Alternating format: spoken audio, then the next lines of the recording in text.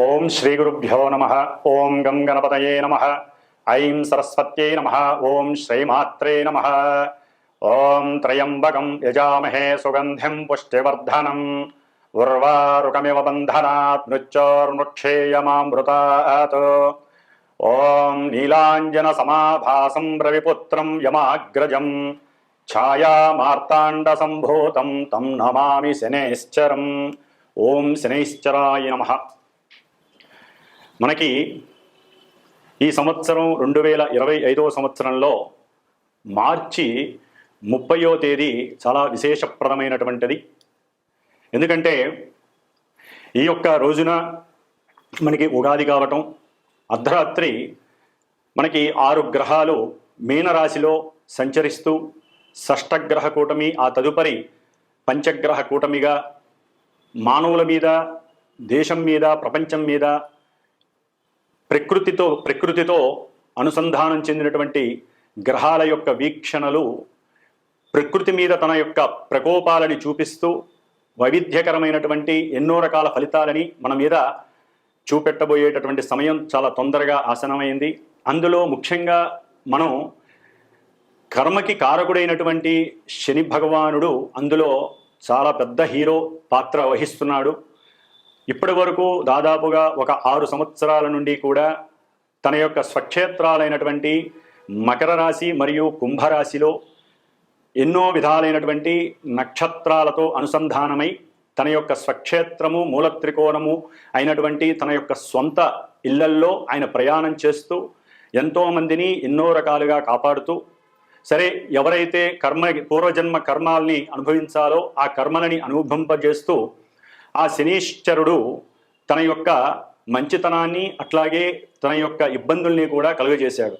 మరి ఈ యొక్క మార్చి 30వ తేదీన శని భగవానుడు మీనరాశిలో సంచరించటం వలన మేషరాశి నుంచి మీనరాశి వారి వరకు ఆ యొక్క శని సంచారం వలన కలిగేటటువంటి ఏలినాడి శని ప్రభావాలు, అష్టమ శనిగ్రహ ప్రభావము, అర్ధాష్టమ శనిగ్రహ ప్రభావాలు ఏ విధంగా ఉంటాయో మరి మనం తెలుసుకుందాం.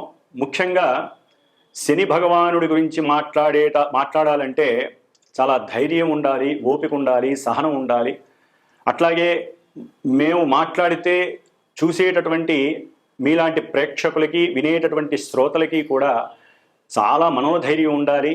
ఎందుకంటే గ్రహాల యొక్క వీక్షణలన్నీ కూడా చంద్రుడి మీద ప్రేరితమై ఆ చంద్రుడే మనకి మనస్సుగా రూపాంతరత చెంది ఉంటాడు. కాబట్టి మరి మనోనిగ్రహ అట్లాగే మనోస్థైర్యము మన శరీరాన్ని నిలబెడుతుంది. మన మనస్సు ద్వారా ఎన్నో ప్రకోపాలు లోపల వాత పిత్త శ్లేష్మ అనేటటువంటి త్రిగుణాత్మక రోగాలు కలుగజేసేటటువంటి దోషాలు మనలో ఉన్నాయి. అట్లాగే మనసుతోనే కామక్రోధ లోభ మోహ మదమాత్సర్యాలనేటటువంటి అరిషడ్వర్గాలన్నీ కూడా ఆ మనసు చుట్టూ ఆవాహితమై పరిభ్రమిస్తూ ఉంటాయి. కాబట్టి మరి వాటన్నిటినీ కూడా మనసు అనేటటువంటి ఆయుధాన్ని ఉపయోగించి మనము మన యొక్క పంచేంద్రియాలని కూడా నిగ్రహించుకుంటూ మరి ఈ శని భగవానుడి వలన కలిగేటటువంటి ఇబ్బందులు, కష్టాలు, నష్టాలు తట్టుకుంటూ జీవితంలో ఎవరైనా సరే దీర్ఘాయుష్యవంతులుగా, సంపూర్ణ ఆరోగ్యవంతులుగా ఉండాలనే కోరుకుంటాం. మరి ఈయన ఆయుకారకుడు, ఆయువుని ఇచ్చేవాడు ఈయనే. అట్లాగే ఉచ్ఛ్వాస నిశ్వాసాలకి అంటే మనం నిత్యము కూడా ఎన్నో లక్షల సార్లు మన యొక్క నాసికా రంధ్రాలతో ఈ యొక్క వాయువుని లోపలికి ఆక్సిజన్ ద్వారా పంపించి బయటికి కార్బన్ డైఆక్సైడ్ ద్వారా మనం వదులుతూ ఉంటాం. మరి కార్బన్ డైఆక్సైడ్ శని భగవానుడు క్లీన్ చేస్తేనే మనకు ఉన్నటువంటి లోపల చెడు బయటికి వెళ్ళిపోతూ ఉంటుంది.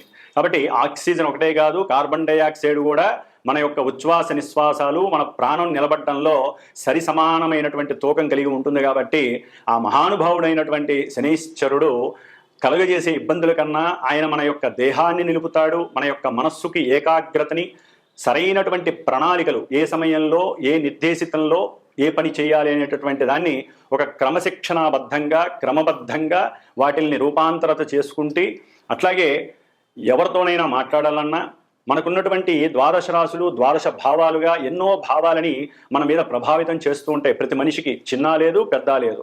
మరి ఈ యొక్క మానసిక చర్యలన్నీ కూడా ఆ శని భగవానుడి యొక్క అనుగ్రహం చేత మాత్రమే ఓర్పుని, సహనాన్ని, దయా దాక్షణ్యాలని అట్లాగే అవతల వ్యక్తులతో మాట్లాడే స్వభావ లక్షణాలని బట్టి మనకి లాభాలు కలుగుతూ ఉంటాయి, ఆయువు పెరుగుతూ ఉంటుంది. ముందు ముఖ్యంగా ఈ శనిచరుడు మనసు మీద ప్రభావితం చేస్తూ ఉంటాడు. అంటే తను ఉన్నటువంటి నక్షత్రాల పరంగా ఎప్పుడూ కూడా ఏ గ్రహమైనా సరే తనంతట తాను ఏ రకమైనటువంటి ఫలితాలను ఇవ్వజాలదు అని శాస్త్ర ప్రమాణం. ముఖ్యంగా శని మహానుభావుడు మరి మీనరాశిలో పూర్వాభాద్ర నక్షత్రం 4వ పాదంలో ఈ యొక్క మార్చి 30వ తేదీ నుండి తన యొక్క చారణ సలుపుతూ మరి అందులో ఏప్రిల్ 27వ తారీఖు వరకు కూడా అదే నక్షత్రంలో తన యొక్క ప్రభావాన్ని చూపిస్తూ ఉంటాడు.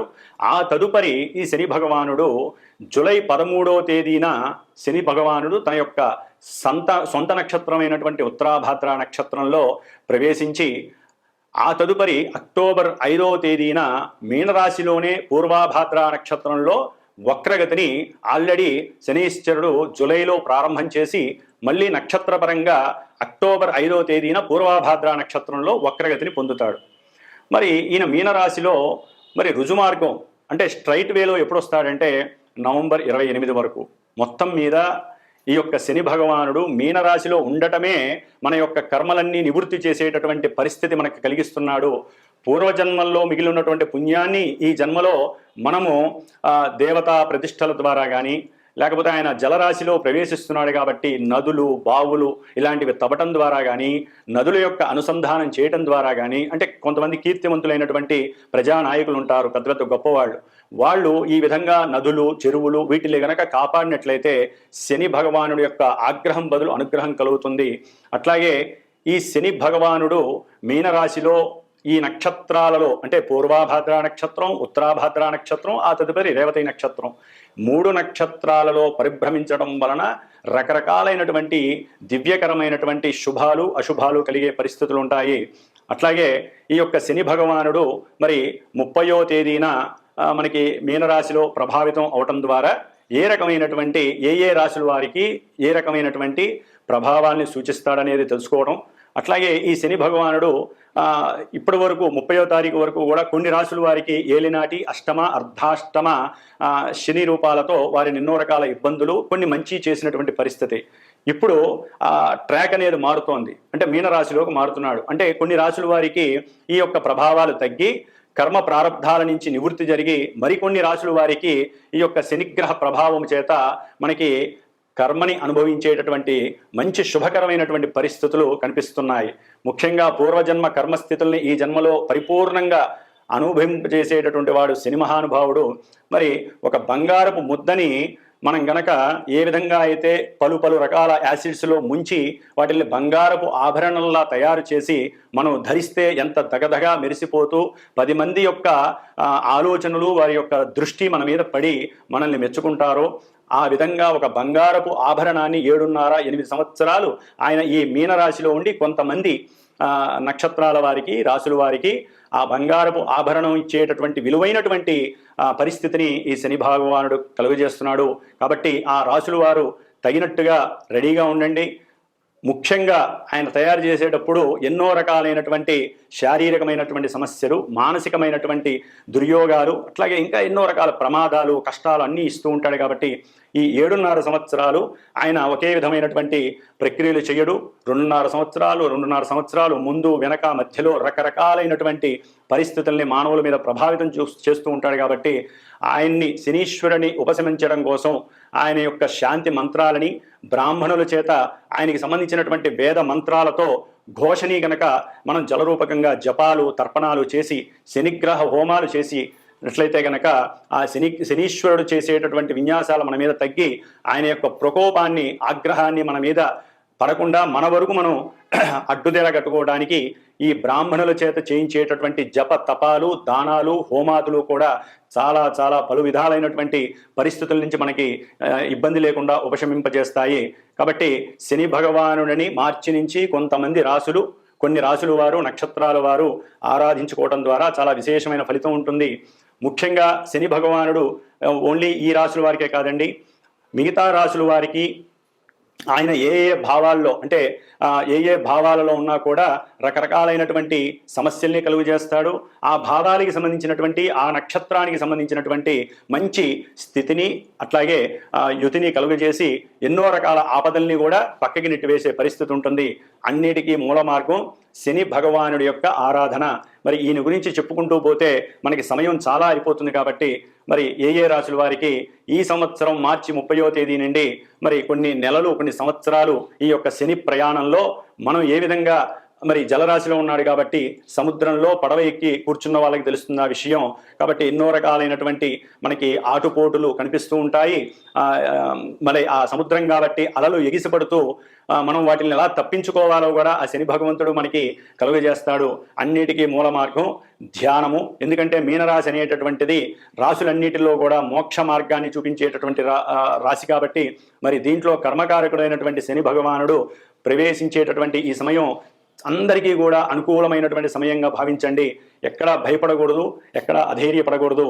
ధైర్యంతో ఆయన్ని గనక మనం మానసికంగా ఆరాధిస్తే, హనుమంతుల వారిని పరమేశ్వరుణ్ణి గనక ఆరాధిస్తే మనకి శని యొక్క బాధలు లేకుండా తప్పించుకోవడానికి ఉత్తమమైనటువంటి మార్గాలు చాలా ఉన్నాయి.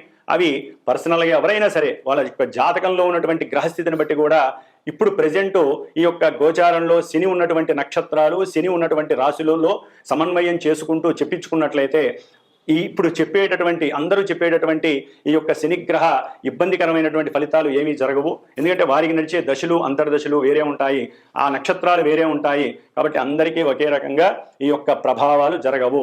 కాబట్టి ఇది విని కొంతవరకు ధైర్యాన్ని అట్లాగే ఉపశమనాన్ని పొందటానికి మాత్రమే ఈ యొక్క గోచారాన్ని శనిగ్రహ ఫలితాలని మాత్రం వినాలని మనసారా కోరుకుంటున్నాను. కాబట్టి ఇక మేషరాశి నుంచి మీనరాశి వారి వరకు ఈ యొక్క శనిగ్రహ ప్రభావం ఏ విధంగా ఉంటుందో తెలుసుకుందాం. కర్కాటక రాశి. కర్కాటక రాశి వారికి మార్చి 30వ తేదీ నుండి భాగ్యస్థానంలో ఇప్పటి వరకు వారు అనుభవించినటువంటి అష్టమ శనికి ముగింపు లభిస్తుంది. ఎన్నో కష్టాలు పడ్డారు, మృత్యువుకి చాలా దగ్గరగా వెళ్ళినటువంటి పరిస్థితి కర్కాటక రాశి వారు. ఎన్నో రకాలైనటువంటి దుస్సంఘటనలు, మాటలు పడటం, ఇబ్బందులు పడడం జరిగినాయి. వారికి ఇప్పుడు కాస్త శని భగవానుడి యొక్క అనుగ్రహం చేత కొంతవరకు మానసికంగా ప్రశాంతంగా ఉండేటటువంటి పరిస్థితి కలుగుతోంది. అట్లాగే మీరు దైవ చింతన, దైవ కార్యక్రమాలలో ఎక్కువగా పాల్గొనటం, అట్లాగే మీరు స్వయంగా ఏదైనా సరే అవసరమైతే అప్పు చేసైనా సరే, ₹1 అప్పు చేసైనా సరే ఈ దైవ కార్యక్రమాలు జరిగేటప్పుడు దానికి సంబంధించినటువంటి నీటి పదార్థాలు అంటే కొబ్బరి బోండాలు, అభిషేకానికి కొబ్బరి బోండాలు ఇవ్వటం, లేకపోతే జ్యూసులు మీరు స్వయంగా తీసుకెళ్ళి మీ మనసులో ఉన్న కోరిక చెప్పి ఆ దేవాలయాల్లో అభిషేకాలు పూజలు చేయించడం, ముఖ్యంగా పాలు, పంచదార, తేనె, నెయ్యి ఇలాంటి ఏవైతే ఉంటాయో ఈ ద్రవ పదార్థాలకు సంబంధించినవన్నీ కూడా దైవ కార్యక్రమాలలో మీరు గనక మానసికంగా ఏకాగ్రతతో ప్రశాంతంగా గనక వారికి అందజేసినట్లయితే దాని యొక్క ఫలితం, ఎందుకంటే ఈ కర్కాటక రాశి వారికి కాస్త దైవ చింతన మీద లోపం వస్తుంది. అంటే దైవాన్ని ఆరాధించాలి అనేటటువంటి ఆ స్థితి పోయి అంటే ఇప్పటి వరకు అనుభవించి ఉన్నారు కదా అష్టమశని ప్రాబల్యం. దానివలన వాళ్ళు వైరాగ్యం కూడా కాదు, వేదాంతం కూడా కాదు, చాలా చాలా విరక్తి చెంది ఉన్నారు. దేవుడు అంటే కూడా వారికి విరక్తి పుట్టినటువంటి పరిస్థితి అనుభవించి ఉన్నారు. కాబట్టి ఈ క్షణం చాలా ఉత్తమమైనటువంటిది. ఎందుకంటే 9వ స్థానం అనేటటువంటిది పూర్వ పుణ్య ఫలితాలని ఈ జన్మలో మనకి స్క్రీన్ మీద ప్రస్ఫురిస్తుంది, అంటే కనిపించేస్తుంది. ఎట్లా మనం ముఖ్యంగా శని భగవానుడు 9లో ఉన్నాడంటే పూర్వజన్మ కర్మలని ఆయన చెయ్యనివ్వడు, అంటే ఫలితాన్ని ముందుకు రానివ్వడు. మనమే కష్టపడి, ఎందుకంటే ఆయన కష్టానికి ప్రతీక కాబట్టి మనసులో ఇష్టపడాలి, శారీరకంగా కష్టపడాలి, ఆర్థికంగా ₹10 ఇష్టంతో గనక పెట్టినట్లయితే వారు అనుకున్నటువంటి మానసికంగా ఏదనుకుంటే అది జరగడానికి ఎక్కువ ఆస్కారాలు ఉంటాయి. లేకపోతే తండ్రి పరంగా వీరు కొంత ఆర్థికపరమైనటువంటి నష్టాన్ని వైద్యశాలలకి ఖర్చు పెట్టడం, లేనిపోని అనారోగ్య సమస్యలు కుటుంబంలో కలగడం ద్వారా నష్టాలు కలగటం, దానికి అప్పులు చేయాల్సిన పరిస్థితి. అంటే ముఖ్యంగా ఈ వైద్యాలయాల్లో వారు పెట్టేటటువంటి డబ్బు వృధా అయిపోవడానికి ఎక్కువగా అవకాశం ఉంటుంది. కాబట్టి ముఖ్యంగా కర్కాటక రాశి వారు తమ యొక్క భాగ్యాన్ని అంటే పిత్రార్జితం ద్వారా పూర్వ పిత్రార్జితాన్ని కనుక అనుభవించాలి అనుకుంటే పితృసేవ చాలా మంచిది. తన యొక్క తండ్రి ఎవరైనా సరే తన యొక్క తండ్రికి ప్రణమిల్లి మీ మనసులో ఉన్న కోరిక ఆయన పాదాలు తాకి గనక మీరు చేసినట్లయితే కర్మ ఫలితాలన్నీ కూడా పూర్వజన్మలో చేసుకున్నటువంటి కర్మ దుష్కృతాలన్నీ కూడా పోయి తండ్రి యొక్క ఆశీర్వచనం చాలా బలంగా ఉంటుంది. అనవసరంగా ఆయనతో గొడవలు పడకండి, తండ్రితో విభేదాలు కొని తెచ్చుకోకండి. ఎందుకంటే ఆ సమస్యలు రావడానికి శని మూలకారకుడు అవుతాడు. దాన్ని ఎదిరించాలి. అంటే కాలం చేసేటటువంటి కొన్ని విపరీత చర్యలని కనుక మనం దైవనామస్మరణతో దైవానికి చేసే పూజల వలన ఎన్నో అధిగమించి మనం కోరుకున్నటువంటి ఆర్థిక లాభాలను పొందొచ్చు, కుటుంబ సౌఖ్యాలను పొందొచ్చు, ఎన్నో విధాలుగా పొందొచ్చు. ముఖ్యంగా బంధువులు గనక ఎప్పుడైనా అడిగినట్లయితే, ఆర్థిక సహకారం కనుక అడిగినట్లయితే కొంచెం ఆలోచించండి. అది ముఖ్యంగా భార్య తరపు బంధువులు కనుక అడిగినట్లయితే కొంత సమన్వయం పాటించి వాళ్ళు 10 రూపాయలు అడిగితే అట్లీస్ట్ రూపాయినా సరే కొంత మీ డబ్బులో సంపాదించిన దాంట్లో మీరు ఇవ్వండి. అనవసరంగా భార్య చెప్పిందని, భర్త చెప్పాడని చెప్పి, లేకపోతే మన స్థాయిని మించి మీరు కనుక డబ్బును తెచ్చిచ్చినా, అప్పు తెచ్చిచ్చినా ఆ పరిస్థితులు కూడా కనిపిస్తున్నాయి. అవసరం లేదు. డబ్బులు కనుక మీరు ఇచ్చారంటే అవి తిరిగి రావు. దాని ద్వారా మీ భాగ్యం పోతుంది, ఆర్థికంగా నష్టపోతారు. ముఖ్యంగా స్నేహితులతో కూడా కొంచెం నమ్మకంగా ఉండటానికి ప్రయత్నం చేయండి. ఒక్కటి, డబ్బుతో నమ్మకం రాదు, కుటుంబం నిలబడదు. మనం సంపాదించే సొమ్ము ఒకరికి పెడుతున్నామంటే అది వస్తు రూపంగా పెడితే మంచిది. ముఖ్యంగా దేవాలయాలు కూడా చాలామంది ధనాన్ని డొనేట్ చేస్తూ ఉంటారు. కొన్ని ముఖ్యమైన క్షేత్రాలు ఉన్నాయి, దాని పరంగా నేనేం మాట్లాడను. కానీ మనకి లోకల్గా ఉన్నటువంటి కొన్ని దేవాలయాల్లో మీరు ఏదైనా చెయ్యండి, చెయ్యొద్దనట్లేదు. ప్రతి కార్యక్రమంలో మీరు పాల్గొనాలి. మీకున్న రూపాయి సంపాదనలో 10 పైసలైనా సరే కష్టపడినటువంటి సొమ్ముని మీరు ఖర్చు పెట్టండి. ఏ విధంగా? ఆ దేవాలయంలో బ్రాహ్మడికి మీరు స్వయం పాకం తీసుకువెళ్ళి ఇవ్వండి. లేకపోతే రోజు ఒక లీటర్ పాలన్నా సరే ఆయనకి ఇవ్వండి, పోయేదేమీ లేదు. లేకపోతే నెయ్యి కొని ఆ బ్రాహ్మడికి ఇవ్వండి. మీకు అష్టైశ్వర్యాలు మీకు పొందే అవకాశం ఉంటుంది. లేదా అన్నదానాలు జరుగుతూ ఉంటాయి. అన్నదానాలు చేసేటప్పుడు మీరు వాటర్ డబ్బాలు మీరే స్వయంగా దగ్గరుండి ఇచ్చి ఆ వాటరు వచ్చిన వాళ్ళకి ఇవ్వండి. లేదా వాటర్ డబ్బాలు కొని ఒక్కొక్కరికి ఇవ్వండి. మీ సాయశక్తుల ఉన్నవాళ్ళు ఉన్నట్టుగా చేయండి. అంతేగాని మనం 1,00,000 రూపాయలు దేవాలయానికి ఇచ్చేసేసి మాకు పుణ్యం వచ్చేసింది అనుకుంటే మటుకు పుణ్యం రాకపోగా మీకున్న భాగ్యం పోతుంది, కర్మ కూడా ఎక్కడా కూడా మీకు పోదు. అందుకని ఏ దాన ధర్మాదులు చేసినా మీరు డైరెక్ట్గా చేయటం చాలా విశేషమైనటువంటి పరిస్థితి. ముఖ్యంగా బ్రాహ్మణుడికి, పురోహితుడికి, లేదా వృద్ధులు ఎవరైతే పని చేసుకోకుండా కాళ్ళు చేతులు లేకుండా పని చేస్తూ ఉంటారో వారికి కానివ్వండి, లేకపోతే తాగుబోతులు కొంతమంది పడిపోతూ ఉంటారు రోడ్ల మీద, వారికి ఏదైనా ఉంటే వారికి వాళ్ళకి ఒళ్ళు బయలు తెలియదు పాపం, తాగేసి పడిపోతూ ఉంటారు. వారికి మీరు చేయవలసిందల్లా ఒకటే, ఏదైనా దుప్పటి తెచ్చి పెట్టండి, లేకపోతే ఏదైనా ఒక షర్టు కొని వాళ్ళ మీద వేయండి. అంతేగాని ధనపరంగా ఇస్తే మటుకు మీకు లాభం రాదు. ఏదైనా చేయదలుచుకుంటే వస్త్ర రూపేణ, ద్రవ్య రూపేణ, లేదా మాట, ఎవరైనా సరే సహాయం అడిగితే మిమ్మల్ని కనుక అయిన వాళ్ళు కానీ, భార్య తరపు వాళ్ళు కానీ, భర్త తరపు కానీ అడిగితే చిన్న మాట సహాయం చేయండి. వ్రాతపూర్వకంగా ఏ సహకారం చేయకండి. ధనపరంగా ఇచ్చేటప్పుడు 1-2 సార్లు ఇవ్వండి. నోటరీ అంటే ఈ రాసేటప్పుడు కూడా 1-2 సార్లు చదవండి. లేకపోతే అదే మీ మెడకి ఉచ్చేయి జైలు దాకా తీసుకెళ్తుంది. లేకపోతే మానసికంగా మీరు బాధపడి హాస్పిటల్ కన్నా వెళ్తారు. కాబట్టి ఏదో లాభం వస్తుంది కదా, ఆర్థికంగా డబ్బులు ఎక్కువ వస్తాయని చెప్పి కర్కాటక రాశి వాళ్ళు అనవసరమైనటువంటి వృధా ప్రయాసపడి అధికంగా ఆలోచించి లాభాలు బాగా వస్తాయని చెప్పి ధనాన్ని ఖర్చు పెట్టకండి అధికంగా. అట్లాగే ప్రయాణాల యందు కూడా ఆచితూచి జాగ్రత్తగా వెళ్ళండి. ఆకస్మికంగా ధనం కోల్పోయే పరిస్థితి కూడా వచ్చే అవకాశం ఉంటుంది. బంధుమిత్రాదుల వలన కొంత ధనాన్ని మోసపోవడానికి అవకాశం ఉంటుంది. కాబట్టి తస్మాత్ జాగ్రత్తగా ఉంటూ ఆ శని భగవానుని తలుచుకుంటూ ఉంటే ఇంట్లో భార్యాభర్తల మధ్య కూడా సఖ్యత బాగుంటుంది. అట్లాగే అన్నగారు తరపు వాళ్ళ తరపు కూడా చక్కగా ఉండే అవకాశం ఉంటుంది. మీరు ఎవరితో మాట్లాడినా మీరు చేసే చిన్న సహకారం కూడా మీకు పూర్వజన్మ పుణ్యఫలితంలో కలిసి అఖండమైనటువంటి ధనలాభాన్ని ఈ శని భగవానుడు మీకు ఇస్తాడు. కొన్ని ఇబ్బందులు ఉంటాయి, కొన్ని సౌఖ్యాలు ఉంటాయి. ఏదేమైనప్పటికీ పితృసేవ వలన కర్కాటక రాశి వారికి భాగ్యము, భోగము, పిత్రార్జితము, పూర్వజన్మ పుణ్యఫలితము లభిస్తాయి అనుకోవడంలో అతిశయోక్తి లేదు. ఓం శ్రీమాత్రే నమః.